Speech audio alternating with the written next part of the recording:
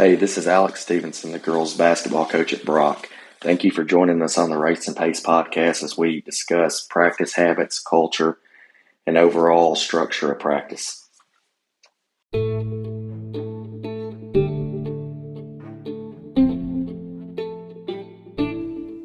Welcome to the Race and Pace podcast. This is your podcast host, Coach Stuart Richards.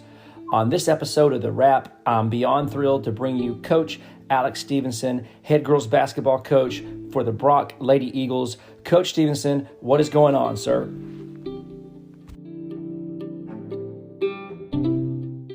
Not much. Finished up day 4 of basketball camp, and I'm just gonna rest a little bit.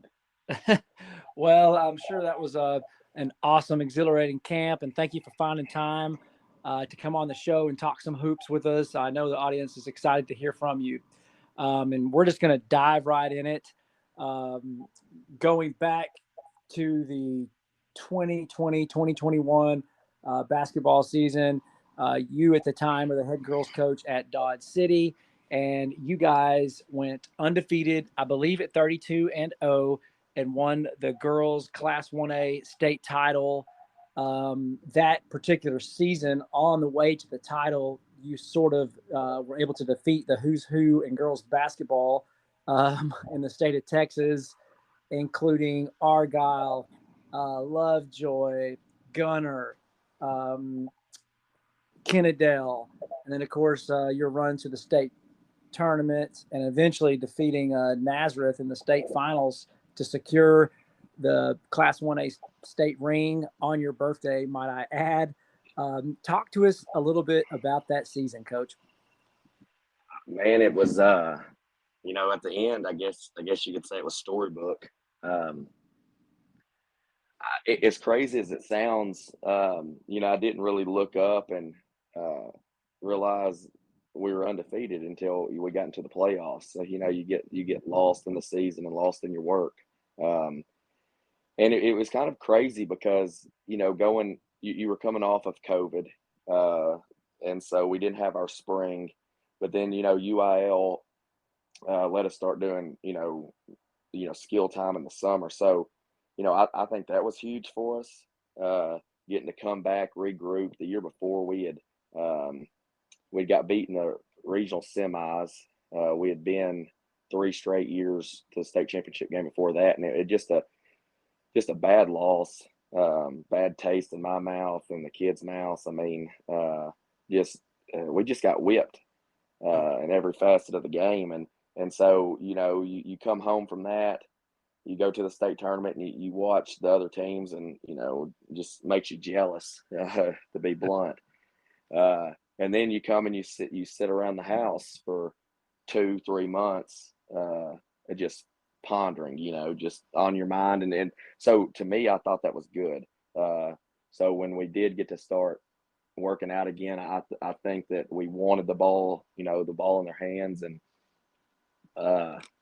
we just got to work. But, early on in that season, we were terrible offensively,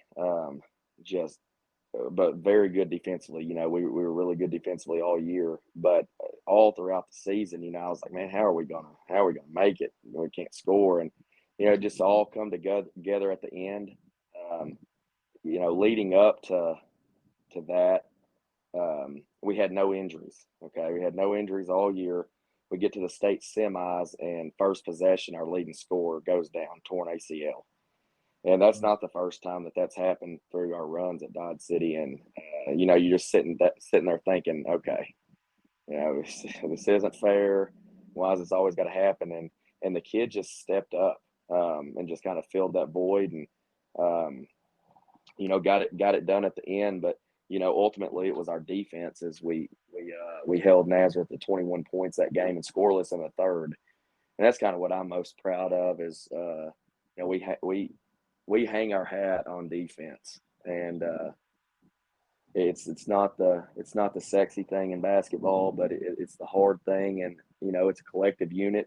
And I really feel like the best defensive teams have the most camaraderie, because it's just such a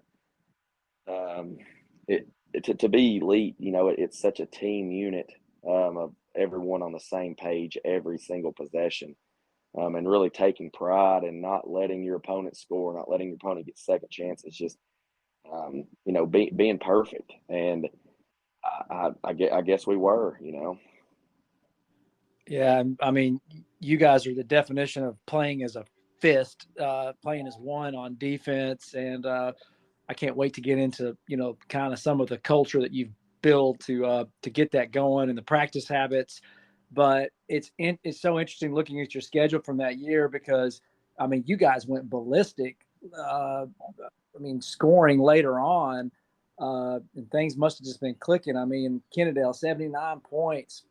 Uh, 88 points, 74 points, 82 points, 80, 83 points, 96 points. And you did all this while holding teams to such a low. I mean, very rarely was anyone able to score 25 or higher on this particular team that you built.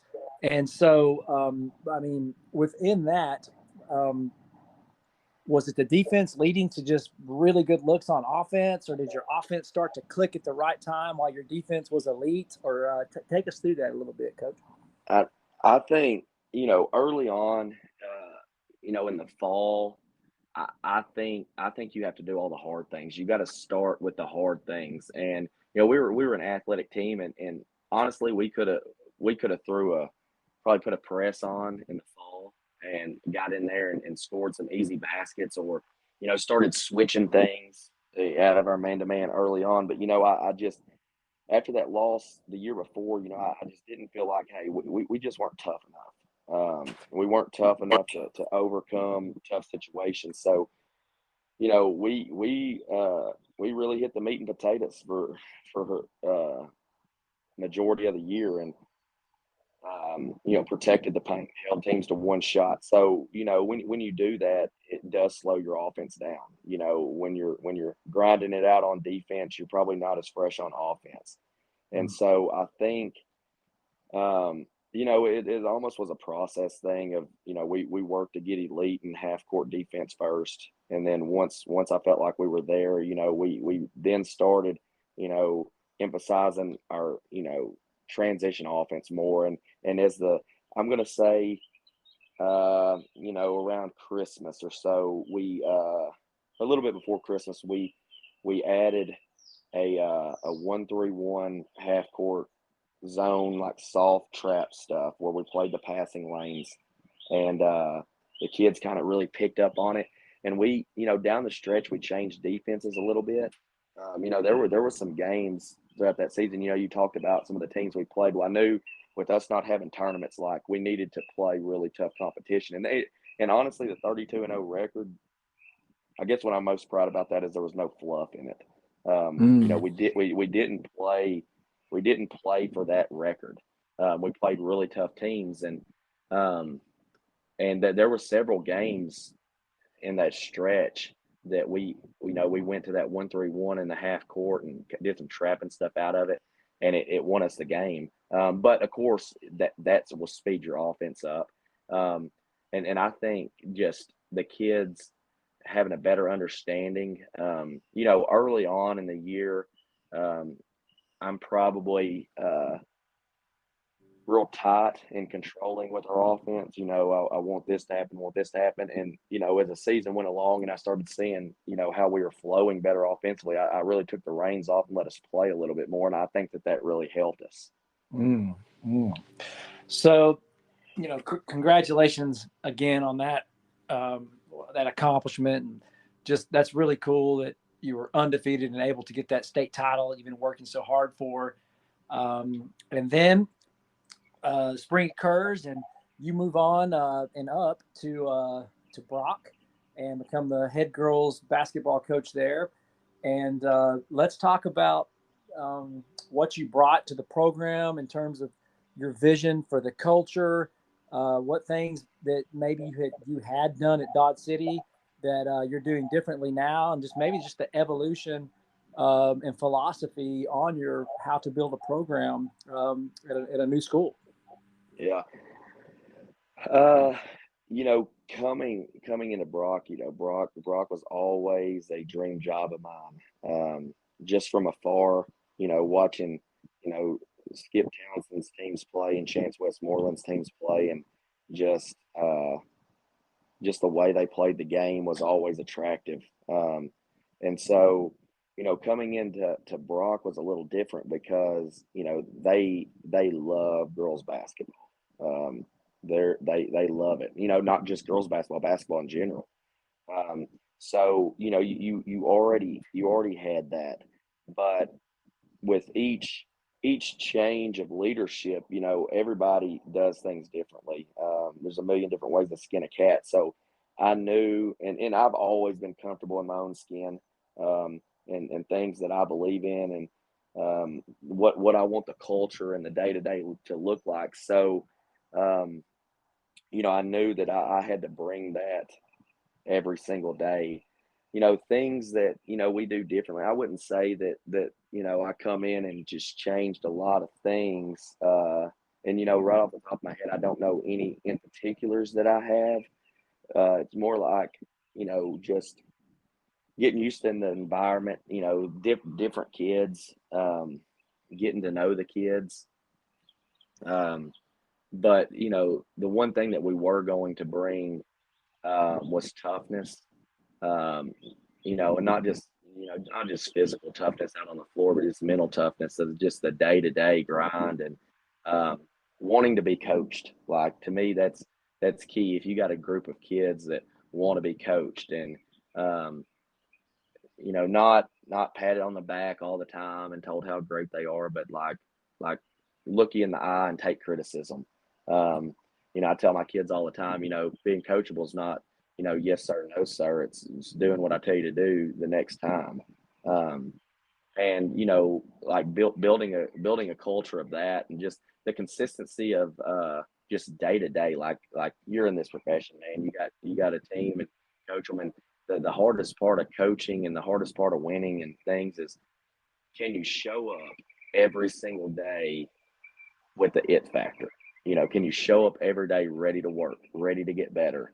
um, and that takes time. It takes time of you just building those habits. But that's really what I wanted to bring year one, was is that, a, were we gonna be able to be coachable, and um, like be really coached in every aspect of the game every day, and then B, were we gonna be able to show up every day and want to get better, want to be coached, want the team to be better, want the program to be better. Um, so I would say, the first, especially in the spring and the summer, that's really what I tried to bring to the table. Okay, awesome. And so, strategy wise, I know, like, obviously I follow you on Twitter, and maybe I think it's Twitter, but I think one of your slogans you talk about often, and I remember when you were at Dodge City also, was grit. And instilling that grit factor, that toughness, I think you're talking about, into your kids. And so, what strategies within your program? I mean, that's a process. How are you intentional about making or helping kids be more gritty on the court and off the court? Yeah, grit to me, is defined like this: is passion and perseverance towards a long term goal. And that long term goal is always winning a state championship. So how do you do that? I think the way you instill it in the kids is the way you talk to them, the way you interact with them, the relationships you build with them, the first 5 minutes of your practice, half times of games, um, timeouts during games, crucial games, wins, losses. Like, I think it's an intangible of every aspect of every day. Um, not only on the floor, but through conversation. Of see a kid in the hallway, hey, how's your day going? Oh, it's not good. The math teacher gave me a failing grade. Well, right there, as a coach, you have an opportunity to either be a part of the problem or the solution. And what are you saying to the kid? How are you interacting with them? A kid comes in and they're not happy about playtime. Like, how does that conversation go? Kids in the weight room, kids, you're doing conditioning. Like, to me, it's not one thing that you do. It's not, I guess, as coaches, we are always looking for that magic offense. And, we come to terms of there's no magic offense. I don't know that there's one magic thing that we do, except that we try in every situation to build that passion and perseverance through relationships, through conversation, through drills, through practices, through games.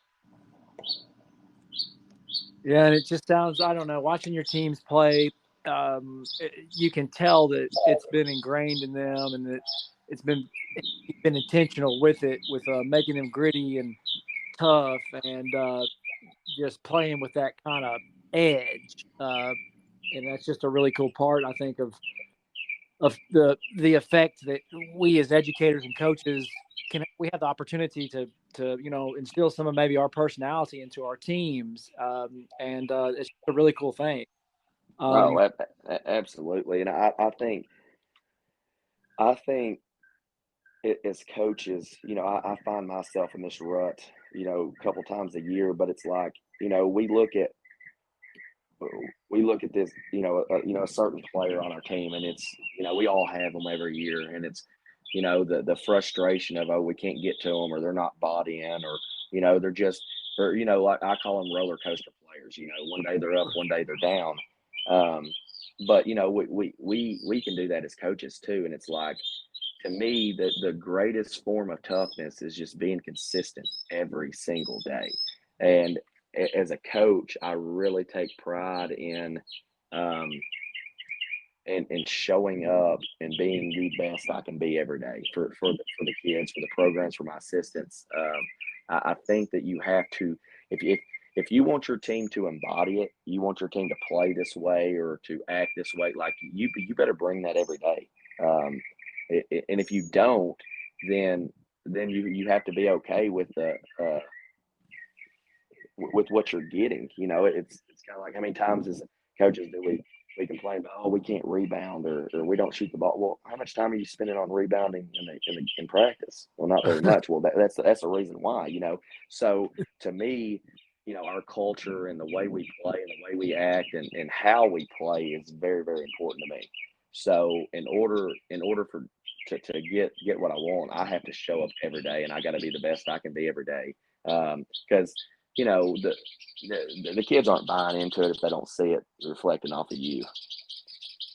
Yeah, they're kind of a mirror of maybe some of our mannerisms in general. Oh, absolutely.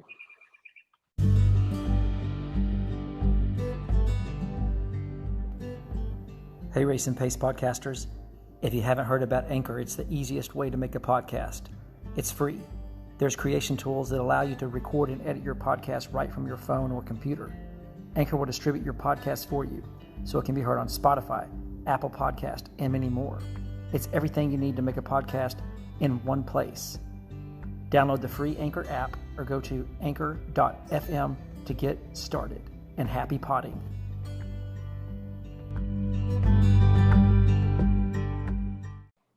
Looking at this past season, your first season at the helm for the Brock Lady Eagles, how do you think or view or gauge how you were able to implement your program and culture, and how did that go? I think by the end of the season, the final picture, I think it went as well as what it could. Coming in the spring, I got to know the kids and got to work with them, and then of course in the summer. So I was really just kind of gauging what is it that I need to bring to the table year one, and I'm a big process guy, and I know that we hear all the time now, since there was it Saban or you're somebody, trust the process and stuff, but I really am a process driven guy, and that goes with my offense, defense, whatever. But Brock is a long term job for me, and with our younger talent is really, really good, and so I knew I had to coach and integrate my system in a long-term plan. So, big picture in mind. So, as crazy as this sounds, I'm going to say 90% of our year and every practice we had was skill development. And I mean, we didn't really get to what I wanted to be offensively by the end of the year, but the skill development is what we needed. I know that you can do a lot of things, but if you don't pass, dribble, and shoot at a high enough level, I mean, then I don't know that you can really run good offense. So we did, and the kids invested in it, and I think they liked it. And they saw the growth of them as players. So that's kind of where we invested in was skill development. And then, as the season went along, I was just talking earlier about, bringing it every day. Well, we went through a stretch in our season, like 22 game stretch of injuries. There was a time there where we played 9 games with 6 kids. We had, in those 9 games, we had 3 starters out. I think we had two kids on the roster that played every game all season long. I mean, it went from torn ACL to broken finger to a crack in a hip to, I mean, you name it. And so during that time, as coaches, we get frustrated. But I knew, like, okay, we're building this culture. Like, I can't make excuses. I can't feel sorry for myself. I can't get down on myself or the team if I want them buying into what I'm selling. And so, we just moved along, and we moved along, and we moved along. And, by the end of district, we started getting some of our kids back. And we went on a little run in the playoffs. We got beat in the 3rd round. We had a couple season-ending injuries, but at the end of the year, I felt like we made great strides. And like one thing that we never left was our culture. We never left our practice habits. We never left the things that were important to me. But because I knew that we couldn't, like, it wasn't, I didn't come to Brock to have one great team. I came to Brock to have a great program year after year. So I knew that everything we were doing was building towards that. And so that was kind of the season in a glance. But, looking back, now you get your new team in the spring and the summer, and you're implementing things and you're doing it. It's like, I'm extremely thankful that my staff and players were so disciplined in the past year, because it has paid off, skill-wise, mindset-wise, culture-wise. Yeah, that's fantastic. I mean, and you won area. I mean, that was really awesome, I thought, and getting to the regional quarterfinals, basically in year 1. I would say, for coaches that haven't seen your teams play, maybe, or, played you, that's one of the biggest things you're going to have to deal with playing when you're coached teams is the skills that your kids have. And that's a, shout out to you being so intentional on, driving into the skills and to the kids defensively, offensively. Everything is tediously drilled, you can tell. And maybe that does contribute to the overall toughness and grit of your program. But when you're talking about skills development, let's talk about how do you structure your practices, and what can you share with us about how to conduct a practice that actually transfers to games? So I want to hit on several key things every day. And this kind of goes with every practice, whether it's spring, summer, fall, or in season. I want our practice to be extremely structured. I want lots of terminology. So I want I think that you can run a very efficient practice if you have good terminology. Um, of keywords, like, can you say one thing, the kids know what to do? Can you say one thing and the kids correct it? Um, and it took me a long time to figure this out. Early on in my career, I'd go to a clinic and I would see a drill that looked good and I'd put it in, or I would see a drill that sounded good, I would put it in. And I got to a point, probably 3 or 4 years into coaching, of like, man, I have all these drills and they all look good, they all sound good, but like there's no serving purpose. And always getting back to the why of what we do. And so, one summer I just sat down and just try to form everything together. It's like a huge, huge math problem. And at the end of it, I didn't have an answer.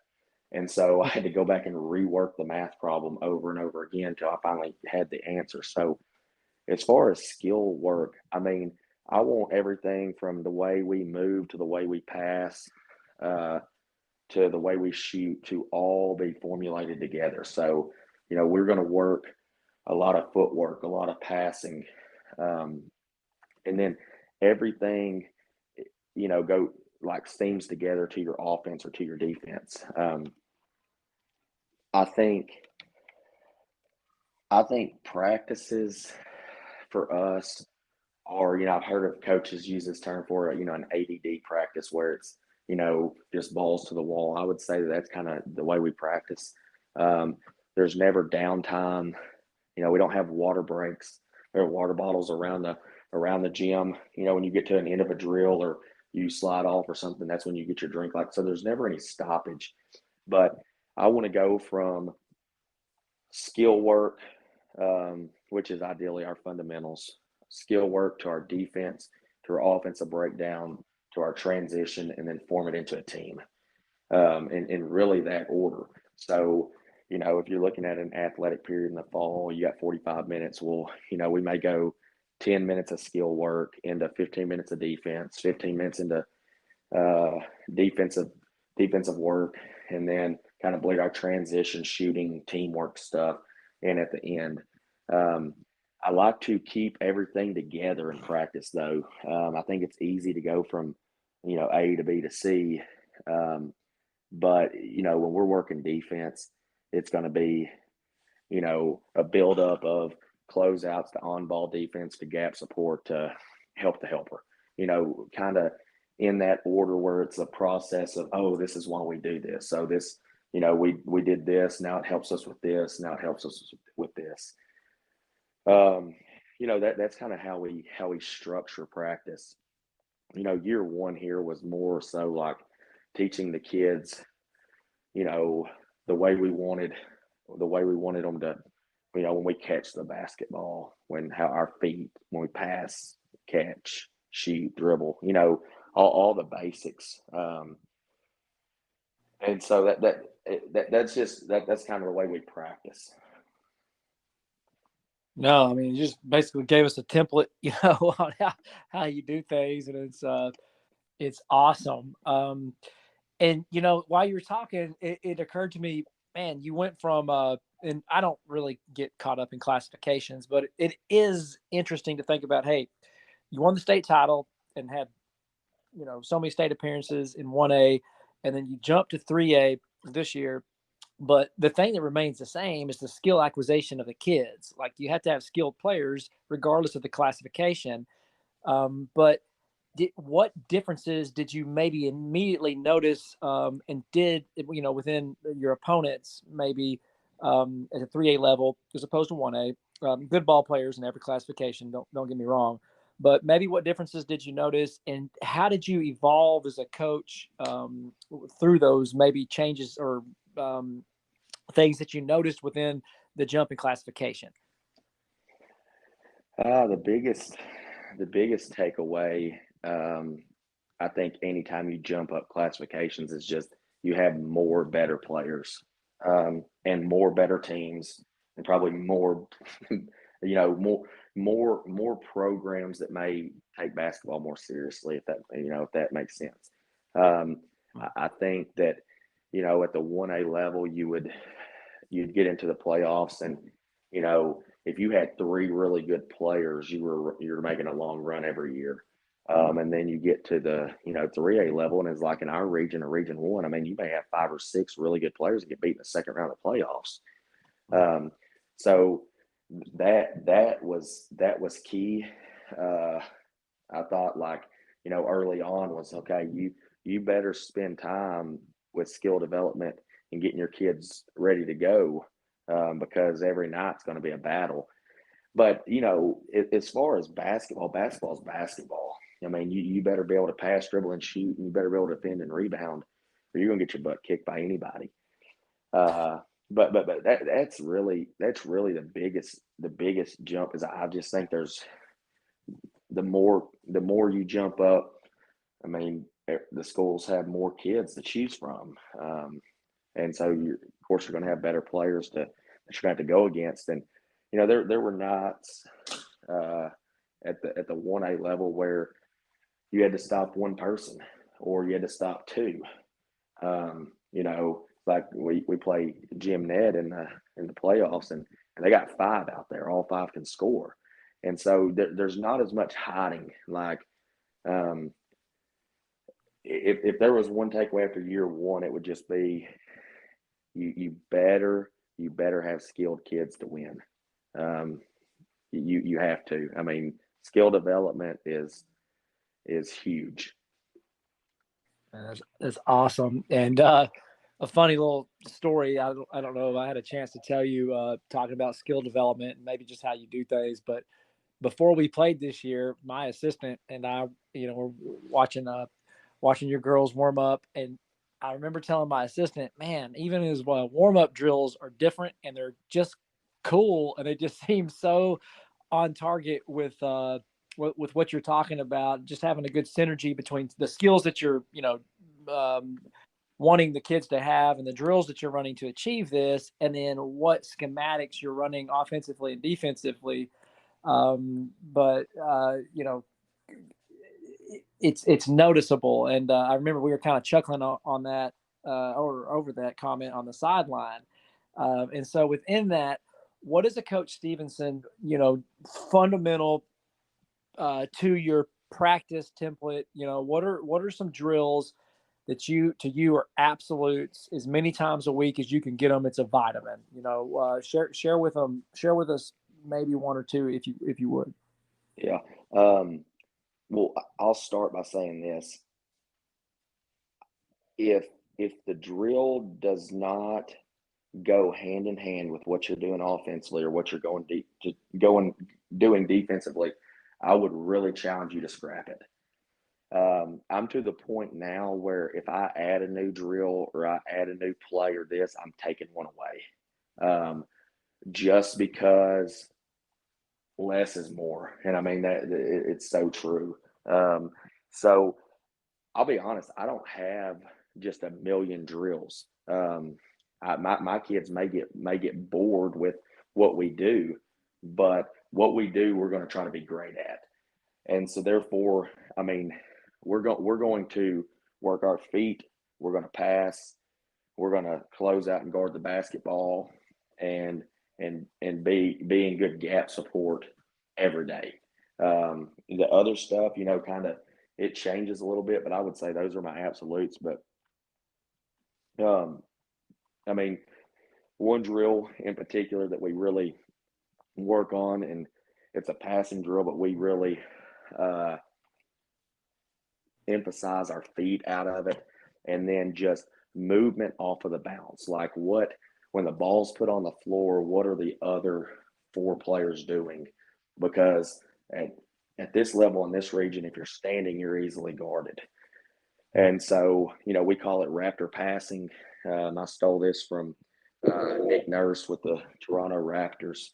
And we got lines around the perimeter, usually 3 lines. And, for instance, like today, our movements we were slot and opposite wing, and we're just driving the basketball baseline, working drift passes, an emphasis of jumping out of bounds when we throw the drift pass so no one can get under us and take charges. an emphasis on the person in the drift spot, having a good target. We talk about with our passing of throwing the ball to the strike zone. Don't make them bend, don't make them reach. Throwing the ball to the strike zone. So an emphasis with that. Of course, after the drift pass, it gets to a one more pass up to the wing. And then that person, an emphasis on ripping and driving the basketball middle. That's a look we get out of what we do offensively. The person driving middle, when they drive it, they're going to get middle of the paint with the paint touch, and then they got to get to two. So we really emphasize playing off of 2 feet in the paint. A lot of jump stop stuff, and then kicking it back to that wing, and then it happens again. And then the emphasis of moving when the ball's put on the floor. Those other 2 lines start in the wing and the slot. When the ball's put on the ground, they move with the drive. So now we got what we call the 45, which is the opposite wing, and then we got the corner field. But they have to move off of the drive when the ball's put on the ground, so that just building habits of balls put on the ground, we got to move. And so I think with our drills, I try to be extremely intentional on emphasizing as much skill in that drill as possible. Like, I don't want to just work on passing. I want to work on passing, catching, ripping, driving. And so, that's a drill we do every day, and out of that drill, we may change it up to where, okay, well, today we're not going to throw the drift pass. We're going to throw the ball to the 45, and they're going to one down the ball to the corner. Just changing it up so the kids don't get bored with that. Another drill that's a everyday is what we call it cone closeouts. But we put pop-up defenders on the 5 spots along the perimeter, both corners, both wings, and the top of the key. And, there's a line on the baseline. And let me kind of back it up. Another emphasis in every drill we do is communication. So anytime you pass the ball to a teammate, you must say their name. If you're standing in the back of the line, you better be talking or clapping. I want the gym loud. I want you to communicate, because ultimately, defensively, we want you to communicate. And as crazy as it sounds, we coach girls. I mean, you catch them in the locker room or at lunch. I mean, all they do is talk, right? You can't get them to shut up. But you put them on the floor with the basketball in the hand, and they're mutes. Like, I don't get it, And so therefore, we have to work on communication every day. And so I think that communicating through every drill enhances that when it comes game time. So back to that defensive drill, they're all kind of along the baseline, and they'll all kind of be going together. Once one takes off, the next is taken off. But so we close out on one cone, and then we always play it like that player, reverses the ball. So after we close out, we jump to the ball. And out of that, just some emphasis on, we teach one-hand closeouts. Mm-hmm. Used to be 2-hand closeouts, and then I kind of went back to that why, and I was like, why do we close out with 2 hands? And the only thing I can come up with is that's the way I was taught. And I probably saw a drill early on in my career, and it sounded good. I mean, short, choppy steps, high hands, yelling. I mean, it looked intense, so I took it. But I didn't have a why. So we close out with one hand, and it always goes to shooting pocket. So if you are a right-handed shooter, ball scores, right? So we're going to close out to the ball, not your face. We're going to find the basketball. So we always want to close out shooting pocket side. So most people are right-handed shooters, so we work a lot of left-handed closeouts. We work high left-hand closeout, in a stance on the closeout, and then jumping to the ball, what we call our gap support. So three crucial things that we want in the gaps we talk about a lot, and that is stance, length, and vision. So I'll start with stance. And when we jump to the basketball, we want to sit in a stance. I don't want you to get ready. I want you to be ready. And so we load up to the ball in our defense. So we're in a stance. We want length. So we want arms out, making the gaps look small. One pass away, we always want to shrink the floor out there. So we want length, and then vision. We always want quick head turns. I want you to see ball, see man. So you close out, you jump to the basketball, and then you're sitting in your stance. You got your length and you got your vision, and then you start on the next cone. So, you get 5 closeouts, jump to the ball. When you get to the last cone, you close out, and then we play it like it's a skip pass across the floor. So we want us opening our hips and then sprinting to midline where we're in help. We usually go one side, and I always tell them, okay, they're a righty. We'll go the other side, and we say, okay, they're a lefty. So we're closing out high right hand. And through that, we're really communicating, and I feel like it brings a lot of energy. When you're in the back of the line, you haven't went yet, you're clapping, you're talking, and I just feel like it brings another element of energy. But those are 2 drills in particular that we're going to do every day. We have our package of what we call staple drills, and they're 5 drills.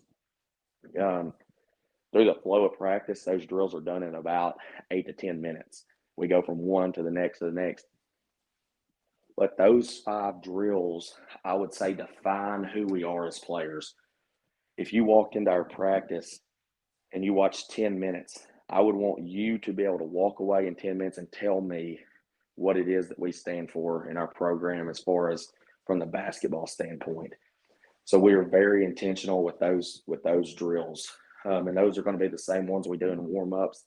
It's everyday stuff. Absolutely. And, you kind of are what you emphasize, and you're definitely emphasizing just absolute technique in this defensive drill you were talking about. And coaches, I encourage you to follow Coach Stephenson on Twitter or the Bronc Lady Eagles, as I believe you posted a quick video recently. It sounds like of that drill. Yes. Am I correct on that, Coach? Yes. Yeah, so give that a look. I'm so visual; it always helps me to kind of see the video things to help with the description. But you can just tell it looks technical, it looks intense, it just looks lit. And so, moving into Coach Stephenson, the man, the last 5 years as a coach, I would say you strike me as a man that's basketball wise. You're going to always evolve. Some things you'll add, some things you'll keep. But talk to us a little bit just about your career, how you've evolved as a coach in the profession. Maybe the last 3 to 5 years, and maybe has the game changed at all for you in your eyes in terms of how you like to see it played, minus the skills, just the evolution of you as a coach. Oh, absolutely. Absolutely. I mean, I am a absolute junkie. I don't have hobbies really outside of basketball. I don't hunt, I don't fish. I probably need to find some, but I just like this game too much. So I'm always looking for new and better. I would say as I've gotten older, I don't take as much as what I used to. I would say early on, my teams were, going to be, they're going to play hard. They were going to compete. They had that fire to win. But once again, I don't know that we had that why. I would say in the last 4 or 5 years, I've got more to, all right, this is my philosophy. This is what I believe in. This is kind of what I'm going to stick with, but I'm not scared to change if I can find a better way to do that. I think year in, year out, you got different personnel. So you can't be so stuck in your ways. I mean, I heard Joe Lombard, he's a decent coach.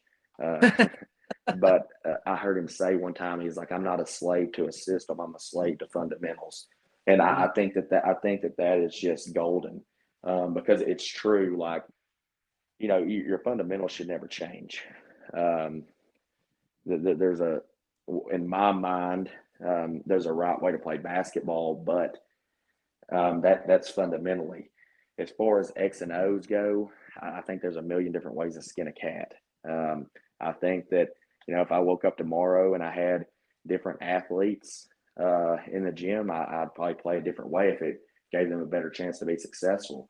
But I think as coaches, we have to really get to know your kids, and study their strengths and weaknesses as well as what you possibly can. And I think the spring and the summer is a great time to get your kids better, and grow some individual skills with them. But once you get to the fall and in your season, I think there's two ways to look at it. Is the first way is we're not good at this, so we got to get better at this, or B, we're good at this, so let's get great at this. And I would say I'm more with the B. I try to figure out what we're good at and then make us great at that, and not dwell on, we need work here, we need work here. Like, we're going to spend our spring and summer working on that. So as far as evolving, I mean, I would say each and every year I've evolved. I wish that we had like a video camera on us, like, each year where we could look back and see exactly what it is. I don't know if I could tell you in a couple words, but I do think that my love for the game and my intensity and my passion hasn't went anywhere. It's only grown. Schematically, I would say that has grown. In different areas, I would say I'm more inclined to defensively protecting the paint and holding teams to one tough shot. And offensively, I want the floor spaced. I want to run good action. I want the kids skilled. That's kind of where I've seen my career take me. Well, this has been incredibly insightful. Talking about the camera on the sideline, that is a great learning experience. I know from watching Huddle. It's a great embarrassment for me to see myself on the sideline. Oh yeah, it's I heard a coach say one time, coaching is like getting a root canal, but loving every minute of it. And then it's so true, because seeing yourself, and how many times do we act a fool on the sideline, but at the end of the day, where's it coming from? It's coming from passion. It's coming because you care. And so I'm always okay with that. I mean, I think that passion is what drives our players, and what makes us the crazy idiots that we are. Absolutely. And that passion, the kids see it, and hopefully they take a small piece of that with them, as they grow through the program, as they continue into adulthood, and they use that grit that you've helped them, cultivate, and the passion, and they go off to just be awesome citizens as adults. And, ultimately that's the end game. What are you going to be later in life?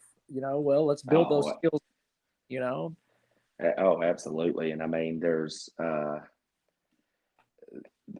no greater compliment than a kid coming back afterwards and thanking you for what you do, or just like seeing them successful.